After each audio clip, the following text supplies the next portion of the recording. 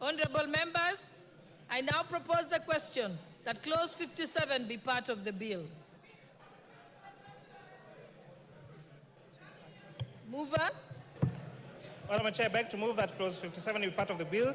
Honorable Chair, this is where I explain that it's providing for reverse tax invoices to protect our SMEs and our subsistence farmers, and also to reduce the 2 million shillings penalty, although it was meant to be after conviction because the penalty was too punitive. With that, I beg to move, Honorable Chair.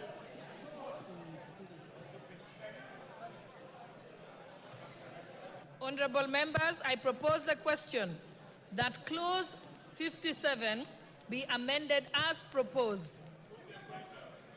Honorable members, I put the question that clause 57 be amended as proposed. Will as many as of that opinion say aye? Will as many as of the contrary opinion say nay? The ayes have it. I now put the question that clause 57 as amended be part of the bill. Will as many as of that opinion say aye? Will as many as of the contrary opinion say nay? The ayes have it. Honorable members, clause 59, 58 and 59 do not have any amendments. Okay. Clauses 58 and 59. Honorable members, clauses 58 and 59 do not have any amendments. I therefore propose the question that clause 58 and 59 be part of the bill. Honorable members, I now put the question that clause 58 and 59 be part of the bill. Will as many as of that opinion say aye? Will as many as of the contrary opinion say nay? The ayes have it. Clause 60. Honorable members, I propose the question that clause 60 be part of the bill. Mover?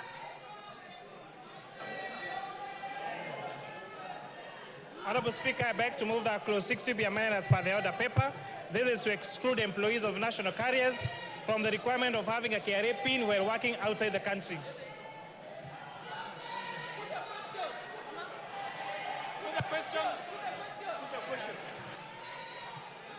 Sorry, I'm getting distracted by the singing.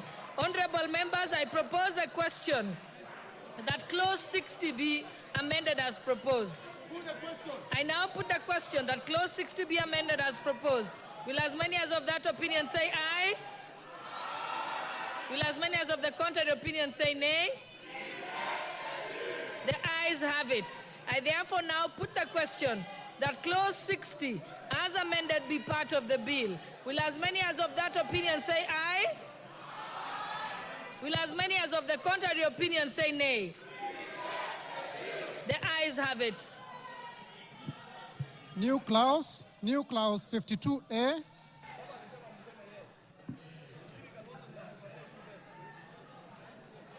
Honorable members, I now call upon the mover to move the second reading of the new clause 52A. Honorable Chair, I beg to move that the new clause 52A be read a second time. This Honorable Speaker is seeking to extend the tax amnesty that is expiring on 30th of June to now 30th of to be paid now by the 31st of June 2025. Honorable Chair, when the Finance Act of 2023 introduced tax amnesty, 1,058,794 Kenyans applied for that tax amnesty with a principal tax of 42 billion shillings. So far, through that amnesty program, 31.2 billion shillings has been paid by these taxpayers only, Honorable members, Honorable Chair, while 10.7 billion has to be paid by that year of June. By extending this tax amnesty, it gives Kenyans who have an outstanding principal tax, when they pay that principal tax, to be forgiven their penalty and taxes, their penalty and interest. And therefore, there's a big reprieve to Kenyans who have been seeking their amnesty and who are worried with the expiry of the 31st of June deadline for tax amnesty. And therefore, we are extending the tax amnesty to 31st of March 2025. With that, I beg that this be read a second time.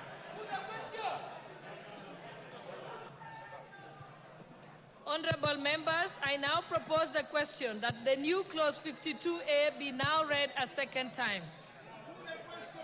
I now put the question that the new clause 52A be now read a second time. Will as many as of that opinion say aye? Will as many as of the contrary opinion say nay? The ayes have it.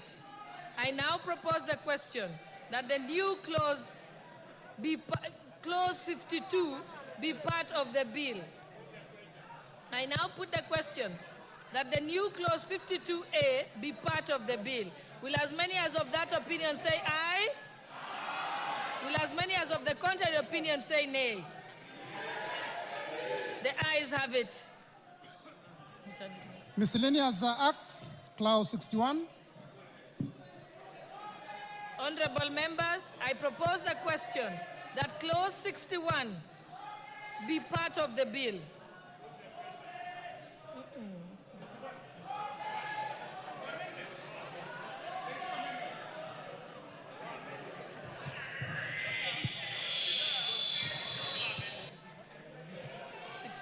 Honorable Chair, I beg to move that clause 61 be deleted as per the order paper.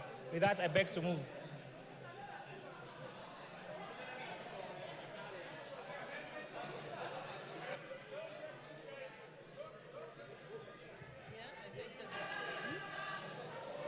Yes, Honorable Chair, I beg to move that clause 61 be deleted.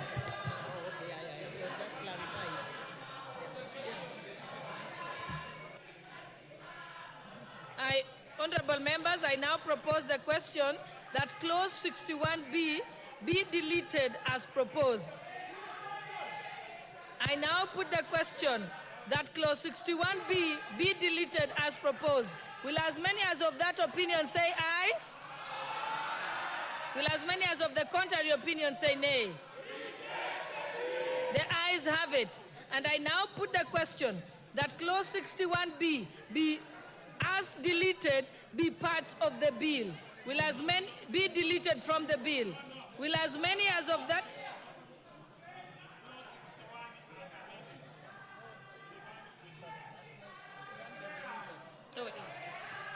I'll take that again. Bill.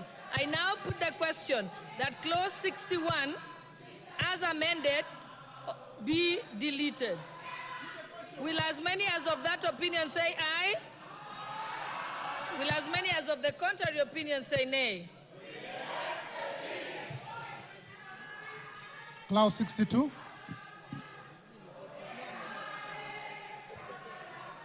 Honorable members, 62 has no amendment. I therefore propose the question that clause 62 be part of the bill.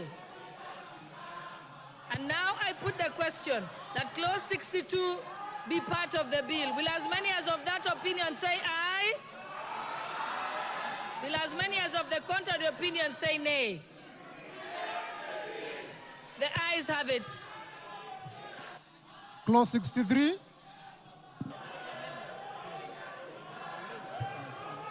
Honorable members, I propose the question that clause 63 be part of the bill. Mover?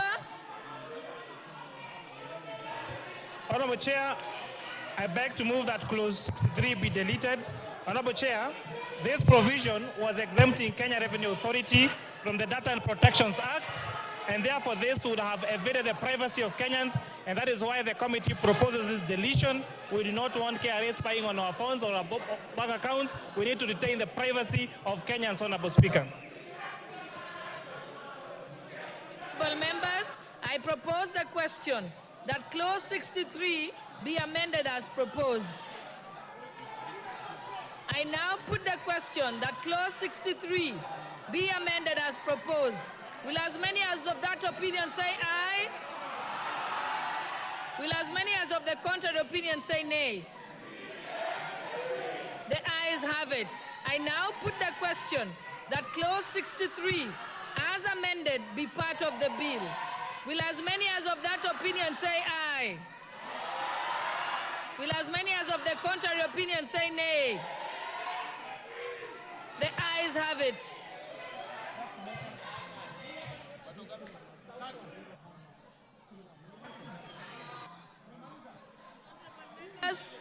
Honorable Kwea Thuku, Honorable Makau, and Honorable Aundo had similar amendments, but they have all fallen because the committee's amendment has been carried. Proceed. Clauses 64 and 65.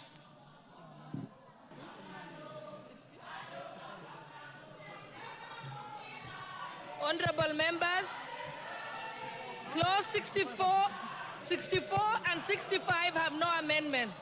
I therefore propose the question that clause 64 and 65 be part of the bill. And I will now put the question that clause 64 and 65 be part of the bill. Will as many as of that opinion say aye? Will as many as of the contrary opinion say nay? The ayes have it. New clauses. New clause 62A.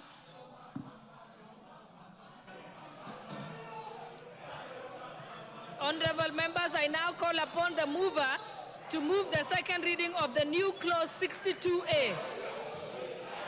So, Honorable Speaker, I beg to move that clause 62A be now read a second time, and this is providing for the the process of the eco levy established under Section 7B of the Miscellaneous Fees and Levies Act, so that they can restore our environment, Honorable Speaker. Honorable members, I propose the question that the new clause 62A be now read a second time. I now put the question that the new clause 62A be now read a second time. Will as many as of that opinion say aye? Will as many as of the opinion say aye? Will as many as the contrary opinion say nay? The ayes have it. I now propose the question that the new clause 62A be part of the bill. I put the question. I now put the question that the new clause 62A be part of the bill. Will as many as of that opinion say aye? Will as many as of the contrary opinion say nay? The ayes have it. New clause 63A. Honorable member, I call upon the mover to move second reading of the new Honorable clause Speaker, I beg to move the new 63A. clause 63A be now read a second time, and this is a provision of the PFM Act to make sure our debt to anchor our debt to GDP anchor ceiling remains as per the provisions of our Constitution. Honorable members, I propose the question that the new clause 63A be now read a second time. I now put the question that the new clause 63A be now read a second time. Will as many as of that opinion say aye? Will as many as of the contrary opinion say nay? The ayes have it. I now propose the question that the new clause 63A be part of the bill. I now put the question that the new clause 63A be part of the bill. Will as many as of that opinion say aye? Will as many as of the contrary opinion say nay? The ayes have it. New clause 64A. I call upon the mover to go to the second reading of the new clause 64A. Honorable Chair, I beg to move that new clause 64A be now read a second time. Honorable Chair, deputy commissioners are operational officers who should not necessarily appointed by the board, but who should be competently appointed by the Commissioner General of the Kenya Revenue Authority. Honorable members, I propose the question that the new clause 64A be now read a second time. I now put the question that the new clause 64A be now read a second time. Will as many as of that opinion say aye? Will as many as of the contrary opinion say nay? The ayes have it. it. I propose the question that the new clause 64A be part of the bill. I now put the question that the new clause 64A be part of the bill. I will as many as of that opinion say aye? Will as many as of the contrary opinion say nay? The ayes have it. New clause 66. Just 66. I call upon the mover to move the second reading of the new clause 66. And now, lastly, I beg to move that new clause 66 be now read a second time.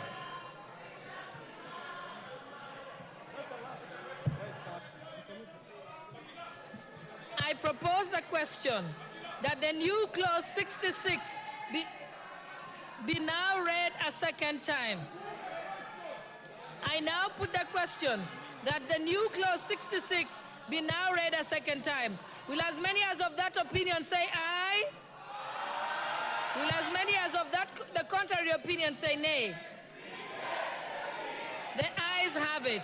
I propose the question that the new clause 66 be part of the bill. I now put the question that the new clause 66 be part of the bill. Will as many as of that opinion say aye?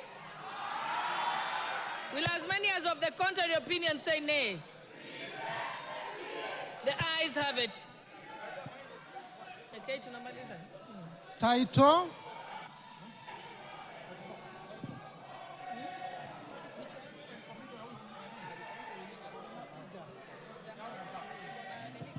Title.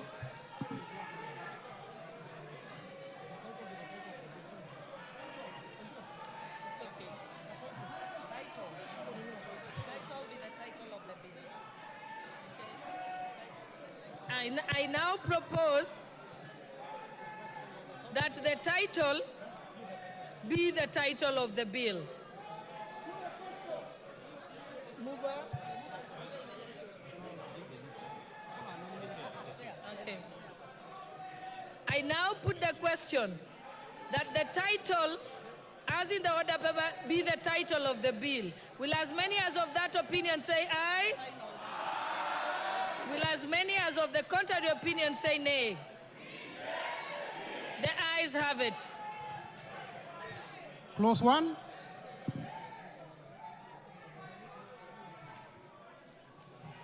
Clause 1, eh? Okay, I propose the question that clause 1 be part of the bill. Mover?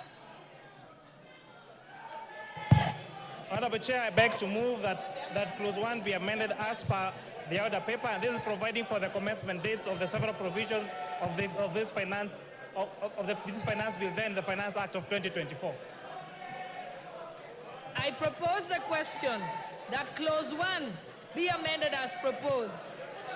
I now put the question that clause 1 be amended as proposed. Will as many as of that opinion say aye? Will as many as of the contrary opinion say nay? The ayes have it. And I now put the question that clause 1, as amended, be part of the bill.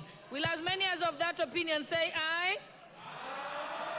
Will as many as of the contrary opinion say nay? The ayes have it.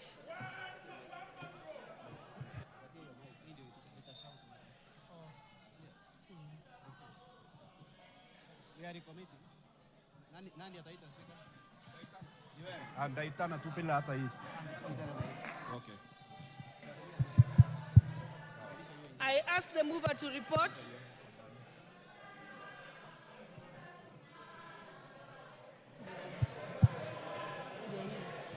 Honorable Chairperson, I beg to move that the committee do report to the House its consideration of the Finance Bill, National Assembly Bill number 30 of 2024, and its approval thereof with amendments. I now put the question, which is that the committee do report to the House its consideration of the Finance Bill, National Assembly Bill number 30 of 2024, and its approval thereof with amendments. Will as many as of that opinion say aye? Will as many as of the contrary opinion say nay? ayes have it. Honorable members, Madam Speaker.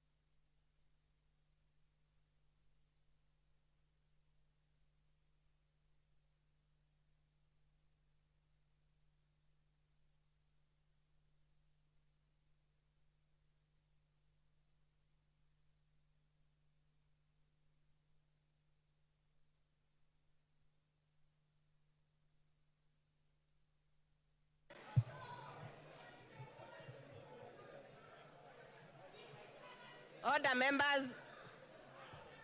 Chairperson, report to the House.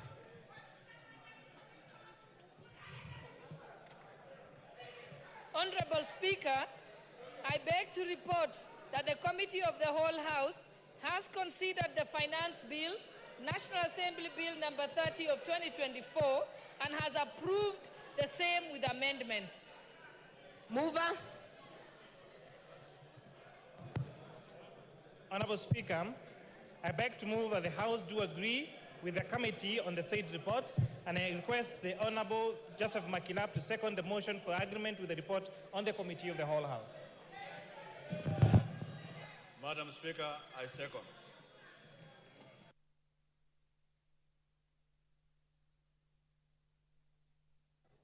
Honorable Indikiri? No. Before I give you Honorable Indikiri, let me propose the question, which is that the House, I propose the question, which is that the House do agree with the committee in the said report. Honorable Indikiri? Madam Speaker, I beg to move that the motion for agreement with the report of the Committee of the Whole House be amended by inserting the word subject to recommittal of clauses number 34, number 42, number 47. I also request Honorable Kawanjiku to second the motion. Member for Kiamba? Thank you, Speaker.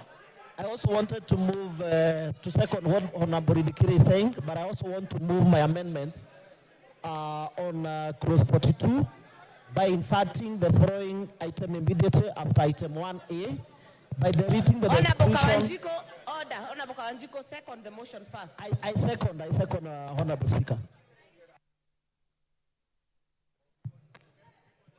I therefore propose the question, which is that the motion for agreement with the report of the Committee of the Whole House on its consideration of the Finance Bill, National Assembly Bill number 30 of 2024, be amended by inserting the words, subject to recommittal of clauses 34 and 42.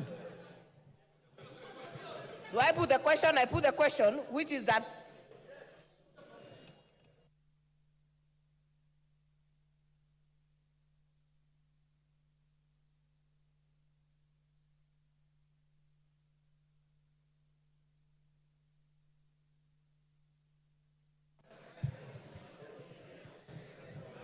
Honorable members, allow me to propose the question again, which is that the motion for agreement with the report of the Committee of the Whole House on its consideration of the Finance Bill, National Assembly Bill number 30 of 2024, be amended by inserting the word subject to recommittal of clauses 34, 42, and 47.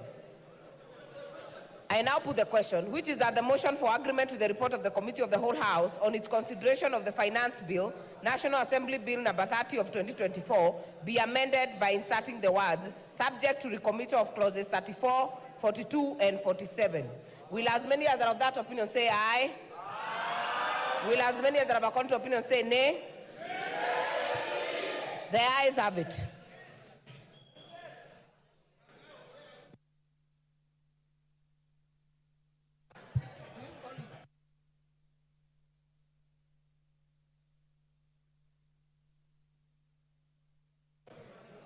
We are going back to the committee of the whole.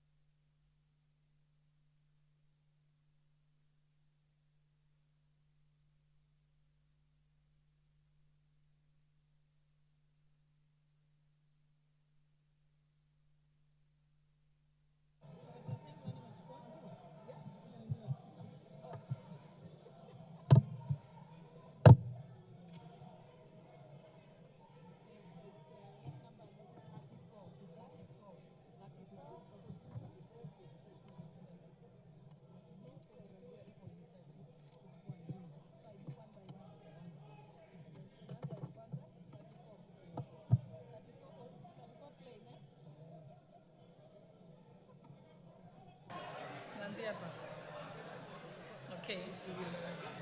You have to call it again.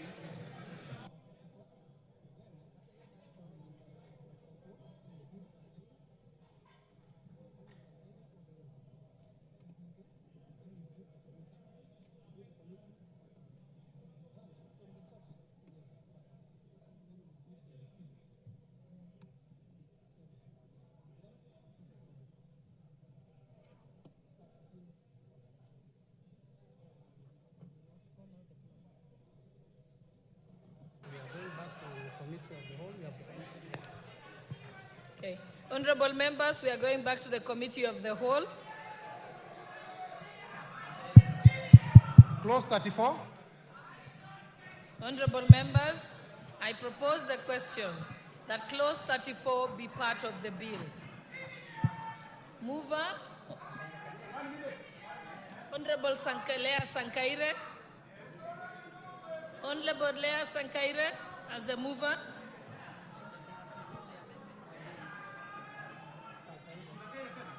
Honorable, yes. We are back at recommittal, so you need to move your amendment again.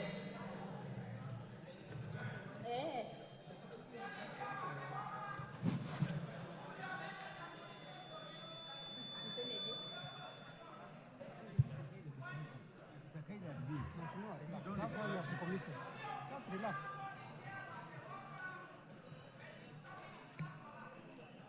Thank you. Thank you, Madam Chair. I wish to propose that clause 34 of the bill is amended by inserting the following new paragraphs immediately after paragraph T, as proposed by as earlier proposed, as in the order paper, Madam Speaker. Thank you. Thank you. I now propose the question that clause 34 be amended as proposed by the Honorable Lea Sankaire.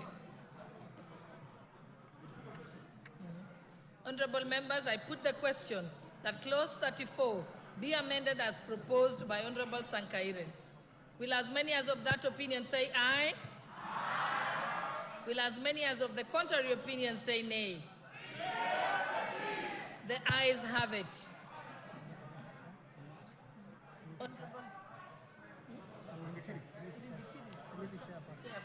Okay, I think we go to the chair before we go to Honorable Ndikiri. Honorable Chairperson, I now propose the question. Yes, we give you. Okay, he was going to be next after you, but it's okay. Madam Speaker, Madam Speaker, I stand on clause 34B that clause 34 of the bill be amended in paragraph B, subparagraph 2 by inserting the word insurance brokerage immediately after the word insurance. Madam Speaker, I moving this amendment because it is if we charge VAT on insurance broking services, the premiums are already factored in at Section 70 of the Insurance Act. The insurance premium cannot be vatable. Thank you, Madam Speaker. Okay, Chairperson. Honorable Chairperson, we're in agreement with this particular amendment proposed by Honorable Ndikiri. We need to continue making insurance services penetratable in this country. Our penetration of insurance services remains the lowest in the region, and therefore this amendment to remove that introduction of VAT on brokerage of insurance services is a good thing for the insurance sector, and therefore the Committee of Finance and National Planning support this amendment.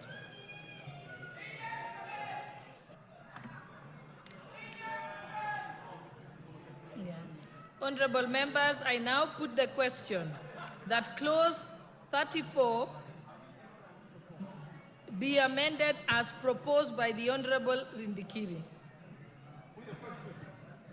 Honorable members, I now put the question that that clause 34 be amended as proposed by the Honorable Ndikiri. Will as many as of that opinion say aye? Will as many as of the contrary opinion say nay? The ayes have it. I now call upon the chairperson To report.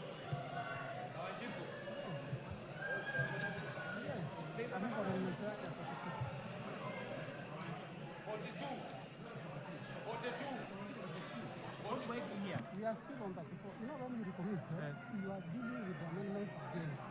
Yes. So go to 34. 34, yes.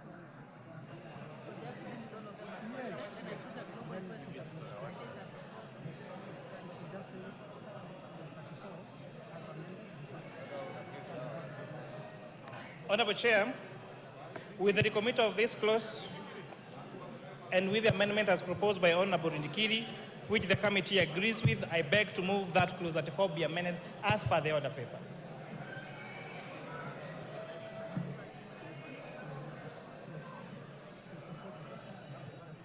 Honorable members, I propose the question that clause 34 be amended as proposed by Honorable Ndikiri and the chairperson.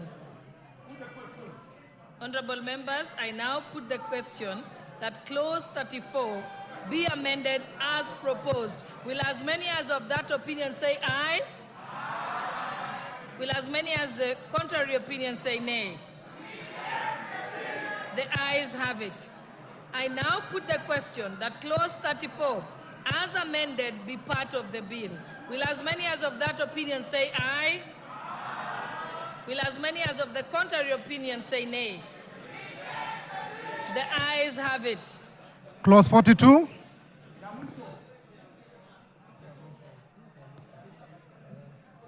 I propose the question that clause 42 be part of the bill.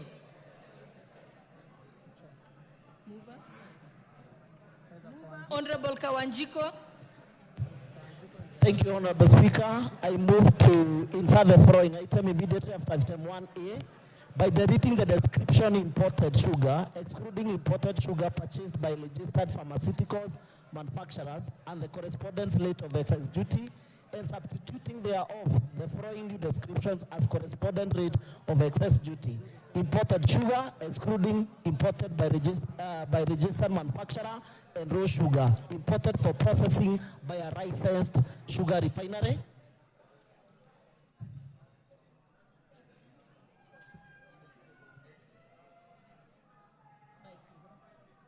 I now propose the question. I now propose the question that clause 42 be amended as proposed by the Honorable Kawanjiko.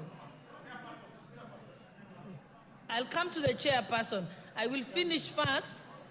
Honorable Chairperson. Honorable Chairperson, please sit. I will finish with Honorable Kawanjiko until a point, then I'll come to you. Unless the chairperson just wanted to comment. Oh, okay, if you want to comment. Okay, he says you, all right, let's proceed. So, honorable members, I now put the question that clause 42 be amended as proposed. Will as many as of that opinion say aye? Will as many as of the contrary opinion say nay? The ayes have it. Now,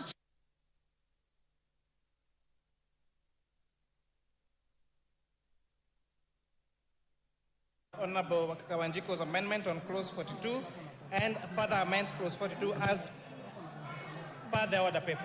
With that, I beg to move, Honorable Chair.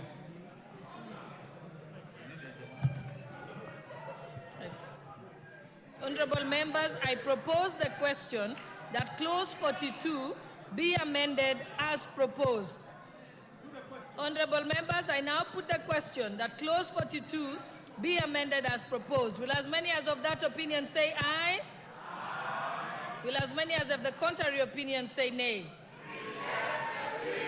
The ayes have it. Honorable members, I now put the question that clause 42 as amended be part of the bill. Will as many as of that opinion say aye? Will as many as of the contrary opinion say nay? The ayes have it. Clause 47. Honorable members, I propose the question that clause 47 be part of the bill. Honorable Kawajiko, you're the mover. Yeah, thank you, Madam Speaker. I propose that clause 47 be amended in the proposed new that schedule in the proposed tariff number 7207.11.00 and the tax descriptions billet by deleting the expression 10% appearing in the third column and substituting thereof the expression with 15%. I support, Madam Speaker.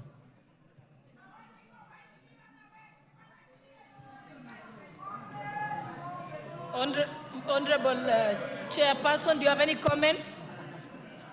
Okay. I propose the question that clause 47 be amended as proposed. Chairperson, do you have any comments? We shall proceed to put the question then.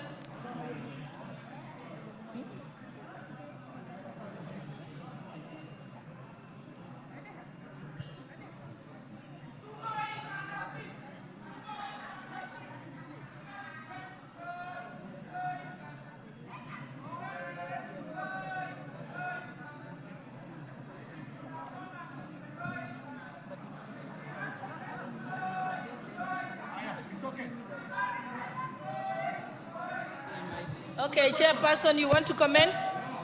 Okay, then proceed and put the question. I now put the question that clause 47 be amended as proposed. Will as many as of that opinion say aye? Will as many as of the contrary opinion say nay?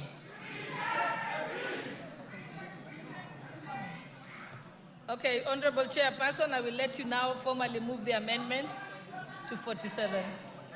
Lakini si ni 10-2%.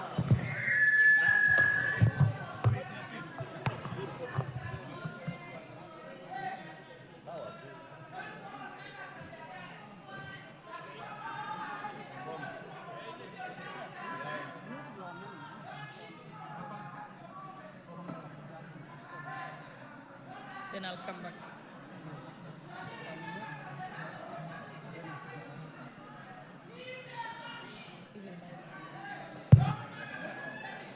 Honorable Chair, I beg to move that clause 47 be amended as per the order paper and as further amended proposed by the Honorable Kawanjiko. Honorable members, I now propose the question that clause 47 be amended as proposed. I now put the question that clause 47 be amended as proposed. Will as many as of that opinion say aye? Will as many as of the contrary opinion say nay? The ayes have it.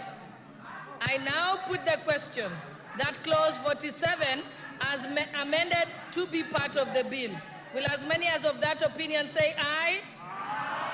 Will as many as of the contrary opinion say nay? The ayes have it.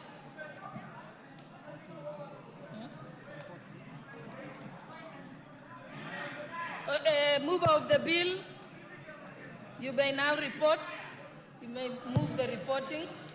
Honorable Chairperson, I beg to move that the committee do report the House its consideration of the Finance Bill, National Assembly Bill number 30 of 2024, and approval thereof with amendments.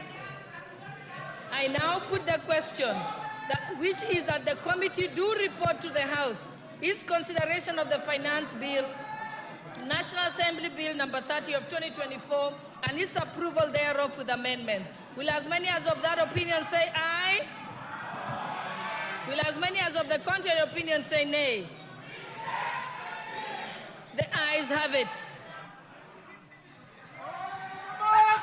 Mr. Speaker.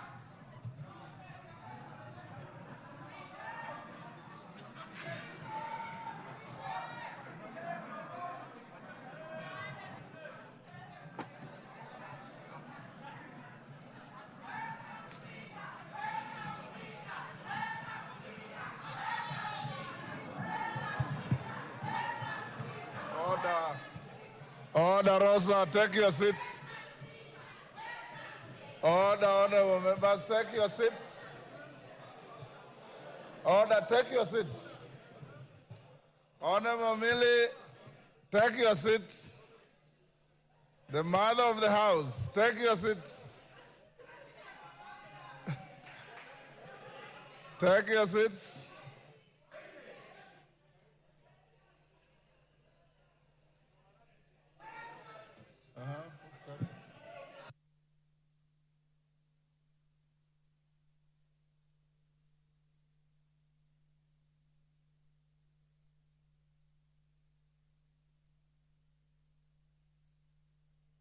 Chairperson of the committee.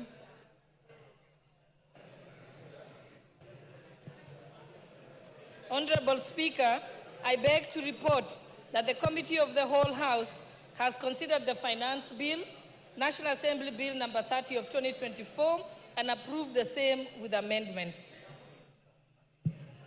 Chairperson Kimani. Honorable Speaker, I beg to move that the House do agree with the committee in the said report. I also request the Honorable Vice Chair Ambassador Langat to second the motion for agreement with the report of the Committee of the Whole House. Honorable members, I now propose the question. Oh, okay, sorry. Who was seconding? Benja. Yes, sir. Mr. Speaker, I second. I beg to second. Mr. Speaker, I beg to second. Thank you. Order, members, take your seats. Honorable members, I now propose the question, which is that the House do agree with the committee in the said report. I put the question. Honorable members, I now put the question, which is that the House do agree with the committee in the said report. As many as of that opinion say aye. Will those of the contrary opinion say nay? The ayes have it.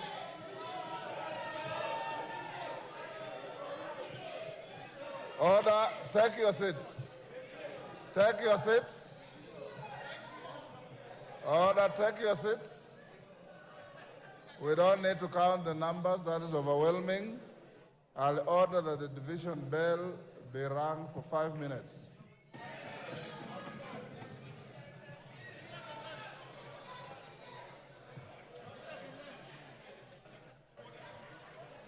Call me one.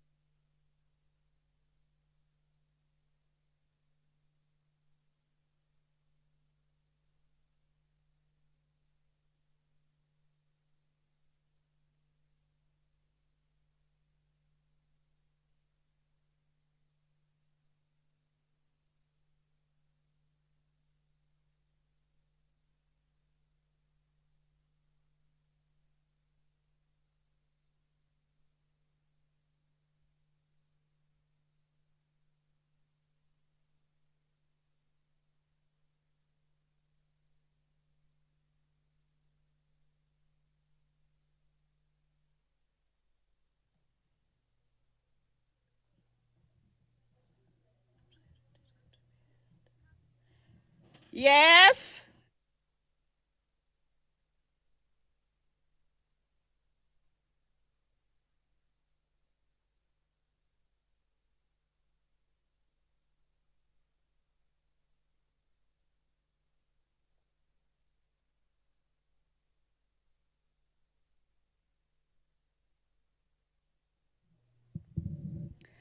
That is the division bell underway on the floor of the National Assembly.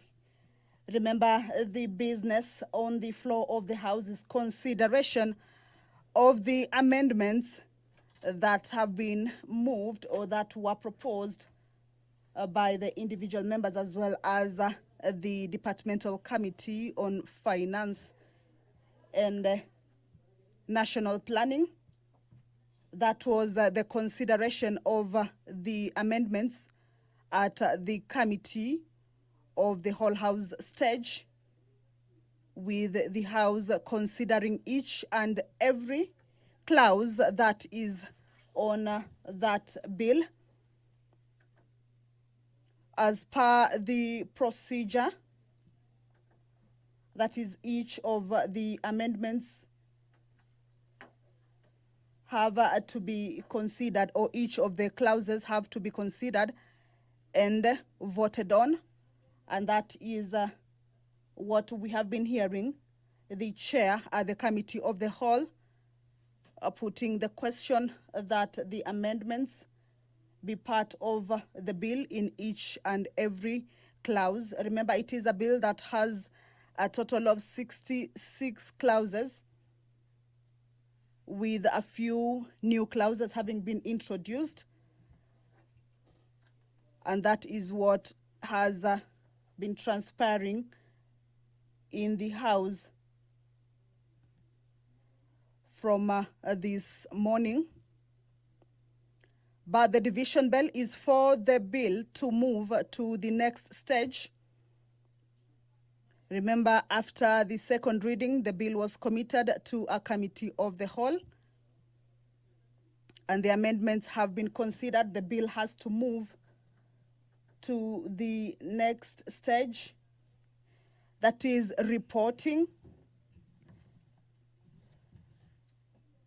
on the process that has been underway on the floor of the House with regards to the amendments that have been considered by the members, from the first clause all the way to the last clause, and the amendments that have been adopted. The Speaker, who was away following the process of the committees in the House, allow me to hand you over back to the proceedings. Mary, go and sit down.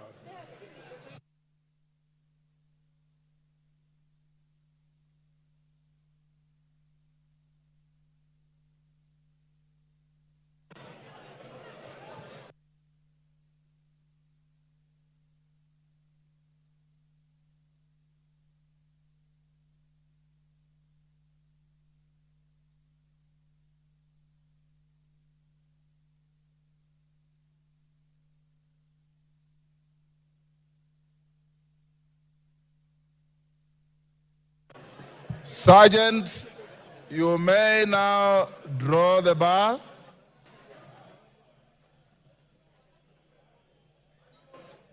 And lock the doors.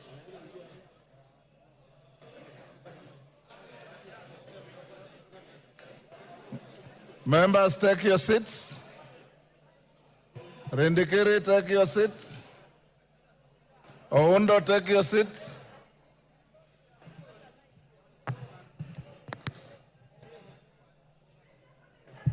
Honorable Millie, take your seat. Passaris, take your seat. Honorable members, we are going into a division as claimed by the minority party.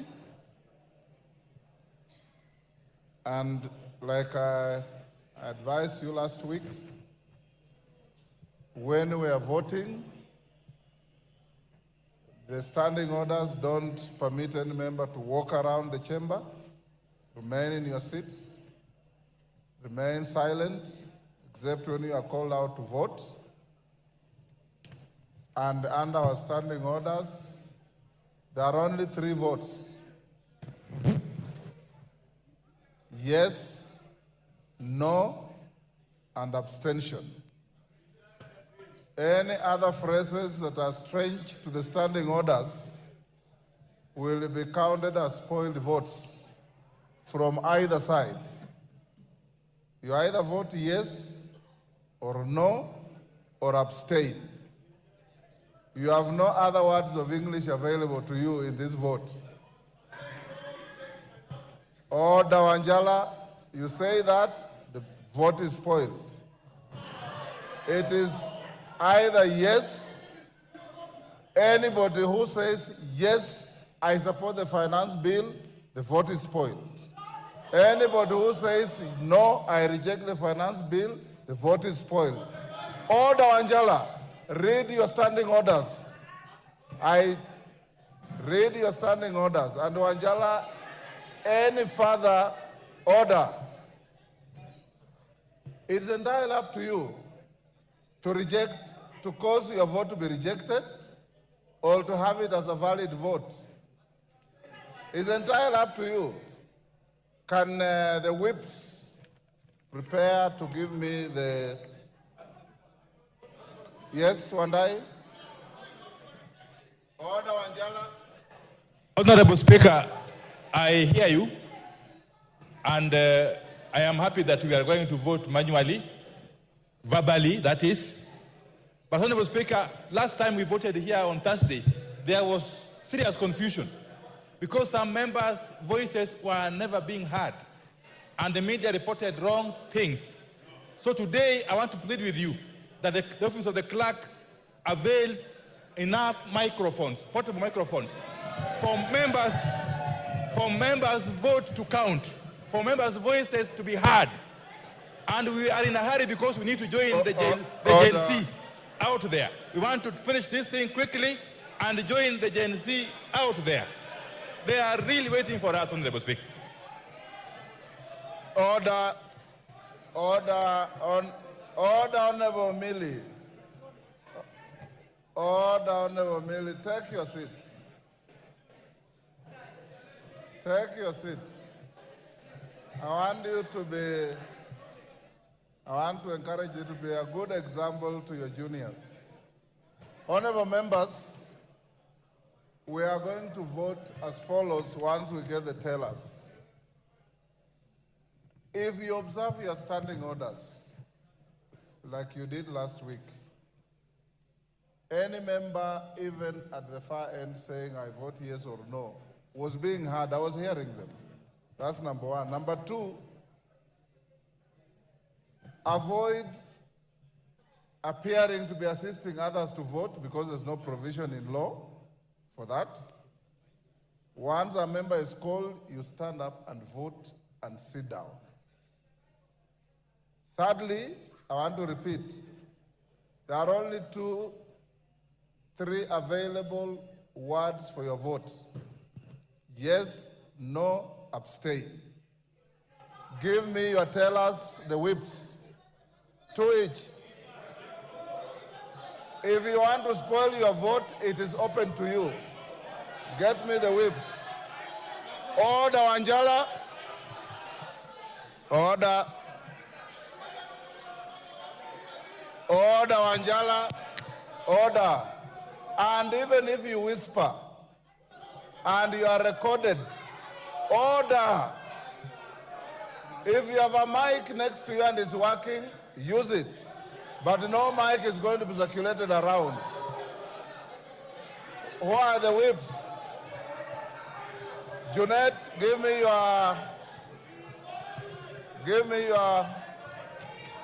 your tellers. Order, Mwango, put down your hand. Order. Where are your tellers? Junet? Mr. Speaker, I want to give you our tallies. But Mr. Speaker, before that, Mr. Speaker, we seek your indulgence. Mr. Speaker, this is not the first time also we are voting here manually or verbally. We have voted before, and we will do it with decorum. And you have clearly stated there are only 3 votes here: yes, no, and abstention. So, Mr. Speaker, for those, they should be assisted. Even in voting in the polling stations, they are assisted voters who don't know how to write. We'll and deal read. with it on a case-by-case basis. It's not a general Mr. rule. Speaker, we need here, but our agents are Honorable Wood Chief Owino Order, and honorable Kibagendi. members. Those two. Who are your agents? Mr. Honorable Owino and Honorable Kibagendi. Okay, let them take their positions. Take your positions. Order, Babu Wino. Order, Babu Wino. You should be ashamed of yourself. How can you shout that the speaker is out of order? Under what standing order? Let's not have any tantrums unnecessarily. Yes, Otienda Molo. Thank you, Mr. Speaker. Mr. Speaker, I rise to draw your attention to the first schedule of the standing orders, and I want to raise 2 points. Mr. Speaker, first of all, in respect of a ruling you gave earlier, and in that ruling, Mr. Speaker, you directed that the leader of majority liaises with the IG in respect of those who may have been abducted. Mr. Speaker, since your ruling, there are others who have been abducted, including Mr. Ernest Nyerere, who is the personal assistant to the President of the Law Society of Kenya. Mr. Speaker, given the importance of this matter, I would beg that the leader of majority gives us a status update on all those Kenyans who are abducted before we vote. Secondly, Mr. Speaker, in terms of the first schedule, Mr. Speaker, I want to crave that you guide that the vote of a member is not a personal vote. And that is why it cannot be a choice of whether they speak on the microphone or not. We are here as delegates of our constituents. You should direct that everyone votes publicly and loudly using the microphone. Thank you, Mr. Speaker. Order. Honorable Otiende Amolo, on the first point of order, I directed the majority leader to liaise with the police. He has not reported back, but you know, once we draw the bar and we go into voting, we cannot transact any other business. I give you my commitment that once we finish the voting, I'll revert to that matter. On the question of we only use standing order number 1 when it is not provided for. On the question of how you vote, the Constitution says the power of the people of this country is exercised by themselves. But they choose to exercise it through their elected representatives, who are yourselves. Order, Millie Odhiambo. Order, Millie. Order. Order. When you will vote, Honorable Were, order. Order. Clerk, get ready and let's start voting.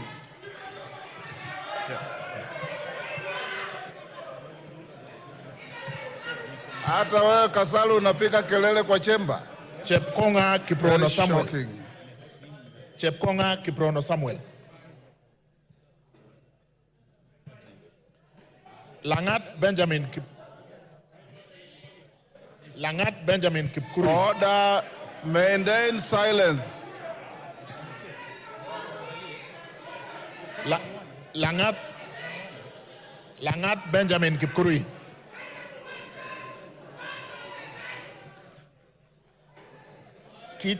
Kitany Marian Chebet.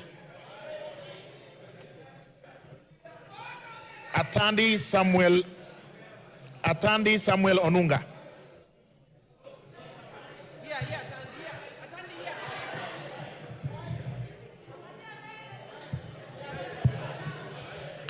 I vote no. Owino John Walter.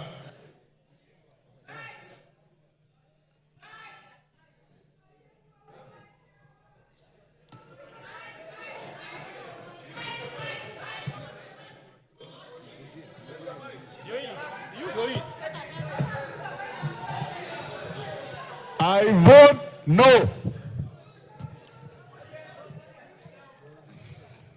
Mrembo Irene Njoki.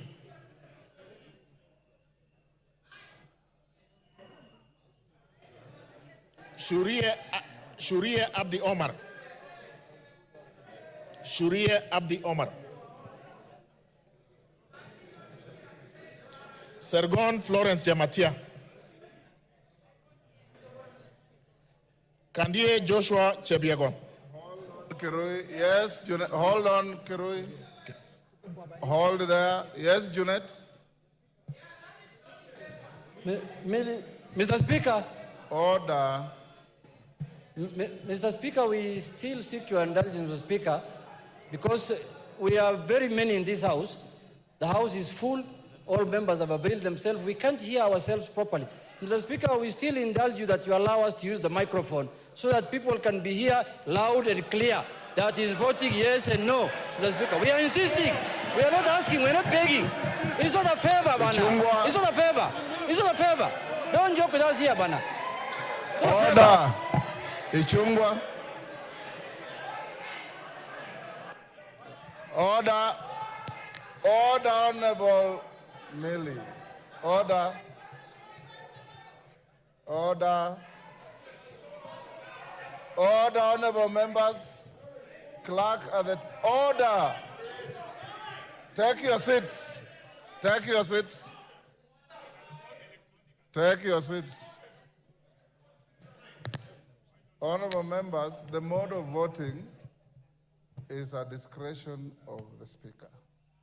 I would have directed you to vote electronically, would have done in 15 minutes. I have consulted with your leadership, and your leadership preferred that we go manually. Having agreed with the majority and minority leaders, and this is how we voted last week, I will direct the clerk when you are called, they press your mic, you vote, and you sit down. Order. And I want to repeat, I want order, Rosa Buyu. This is not a rally. This is a House of Parliament. Take your seat. Order, honorable members. And I want to repeat, order. Order, order, Mbande. I don't need any congratulations. Order, members. And I want to repeat, the mic will come to you. If you go beyond yes, no, or abstain, your vote is invalid. As simple as that. And your agents are so directed. Go ahead now. Go ahead. Order. Kandie Joshua Chebiegon.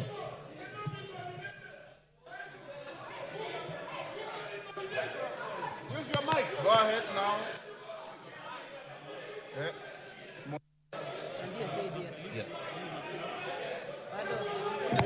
Kipkoros Joseph Makila. Thank you, Mr. Out of order, Mr. Speaker. Mr. Speaker, is it Charles? Speaker, you are out of order.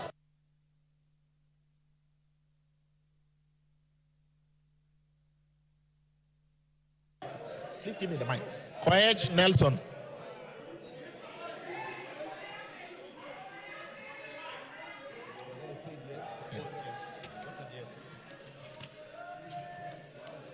Momanyi Innocent Obiri. Momanyi Innocent Obiri.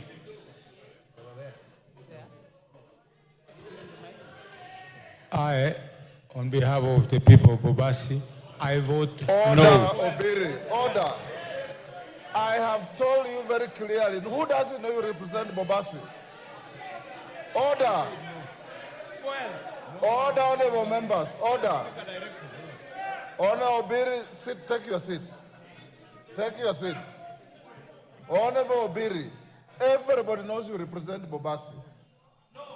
And we all know who you are. Just say you vote yes, no, or you abstain. Any further speeches, your vote is spoiled. Call him again. Give him. Call him again. Call him. Give him the Call him again. Go ahead and vote. I vote no. Very good. Take your seat. Barongo Nofalson Obadia.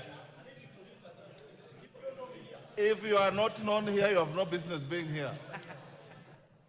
Barongo Nofalson Obadia. I vote no. Go ahead.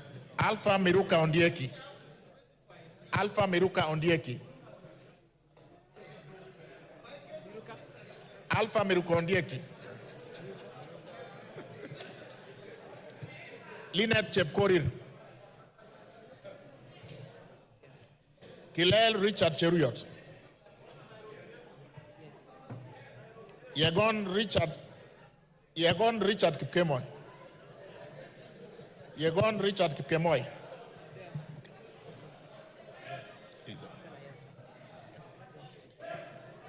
Mamwacha Onchoke Charles. Mamwacha Onchoke Charles. Ogola Gideon Ochanda.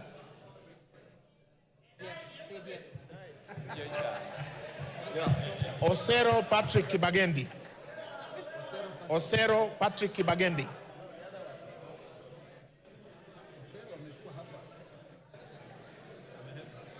Wanjala Raphael Sauti Bita.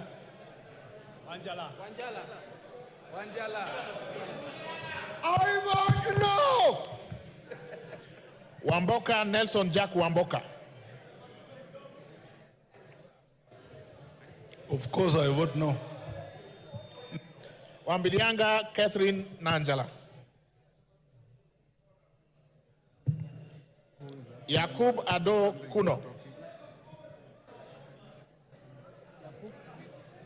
Yakub Ado Kuno. Order, Honorable Pauline Lenguris, you are out of order. Take your seat. I vote yes. Komingo Kibet Kirui. Omanyo Catherine Nahabi. Omanyo Catherine Nahabi. Mwale Nicholas Tindi. I vote no. Oyula Joseph Maero. I vote no. Murwidania Rindikiri Mugambi. Kirima Moses Ngushine. Shimba Omar Mwinyi. I vote no. Koech Victor Kipngatich. Barasa Patrick Simiu. Barasa Patrick Simiu. I vote no. Biego Paul Kibichi. Biego Paul Kibichi. Twiga Patrick Monene. He's there. He's voted yes. Huh? Where is he? He's there. Where? I repeat, Twiga Patrick Monene. Yes. Maalim Farah. Order. Okay. Elachi Beatrice Kadeberesia.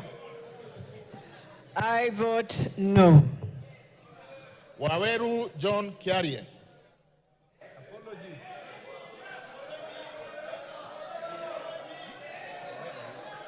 He's there. Yeah.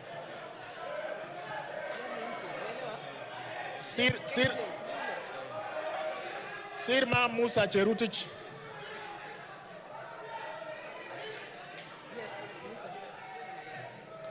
Weriye Adan Kenan. Caroline Jeptong Eleche. Gadiru Mejadong Benjamin.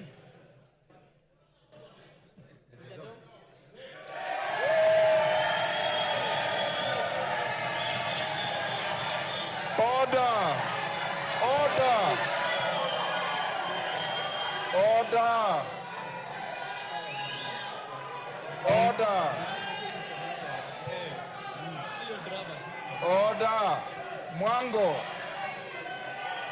Order. Order. Order. Go ahead. Ongili Babu Owino. Babu. Ongili Babu Owino.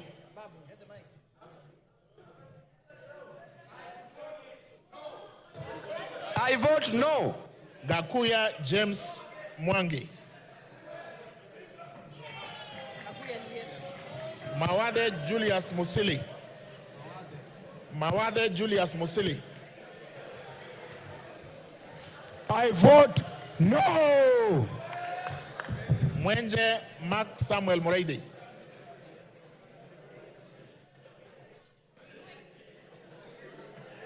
I vote no. Double N Pamela Njoki Njeru.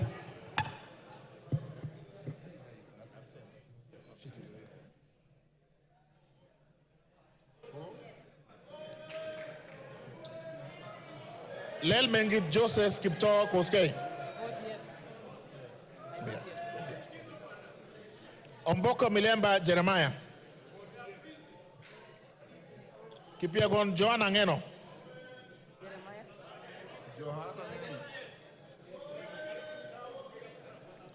Pukose Robert. Yakub Farah Salah. Yakub Farah Salah.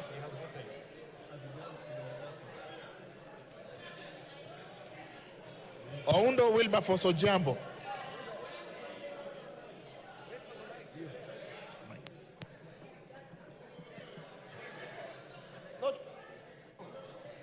I vote no. Hiribai Said Buya. Hiribai Said Buya. Tungule Charo Kenneth Kazungu. Siad Amina Udgon. Okay. Tungule. Mike. Give Tungule the mic. Yes. Siad Amina Udgon.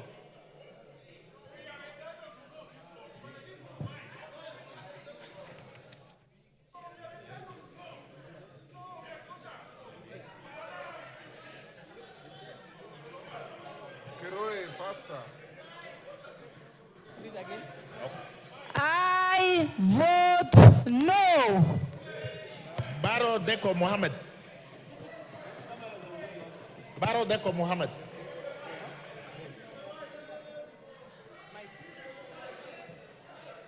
Give him the mic.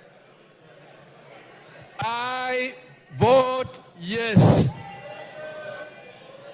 Guyo Ali Wario.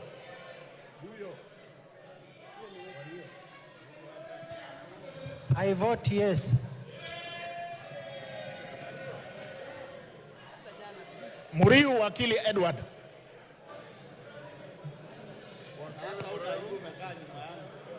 Ururia Elijah Njore Njoroge.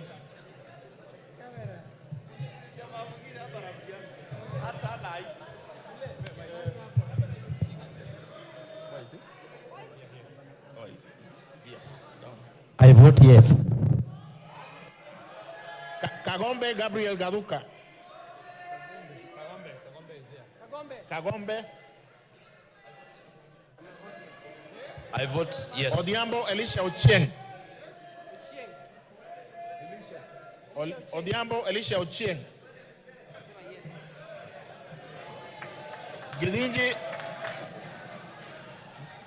Gidinji Robert Gishimu. Wanjira Martha Wangari.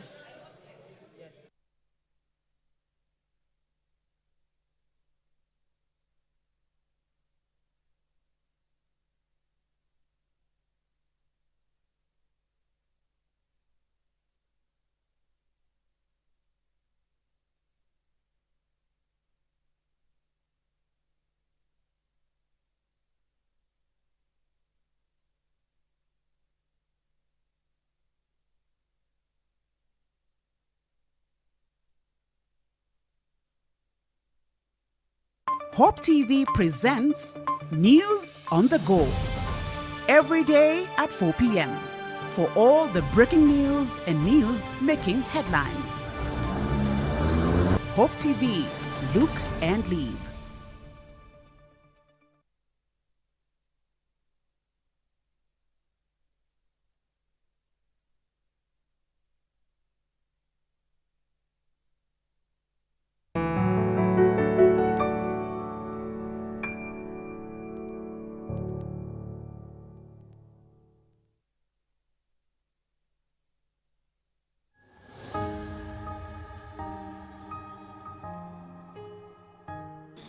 Watu wa Mungu, Be the vocalist hapa, and I'm just here to give you a testament. I am a living testimony of the slogan of Hope FM, where they say, listen and live. I am such a serious testimony and a testament to that statement, because they have impacted my life big time. And imagine ile kitu wanauliza ni ati, the way they have impacted my life and your life, tunaweza jaribu pia to spread hii kitu mpaka uko mashinani, to spread hii word ya God uko mashinani. And the only thing they're requesting us to do is just contribute 100 bob. We just become partners with them. Na unapatana tu na bob moja. Lakini pia kama una feel uko philanthropic sana, unaweza piga jil 2, tuende hivyo, all right? And so they are calling it 100 for 1, where you just give out 100 bob and they can reach out to another soul. And of course mnauliza, okay, tuko na iso tunatuma wapi? Iso tunatuma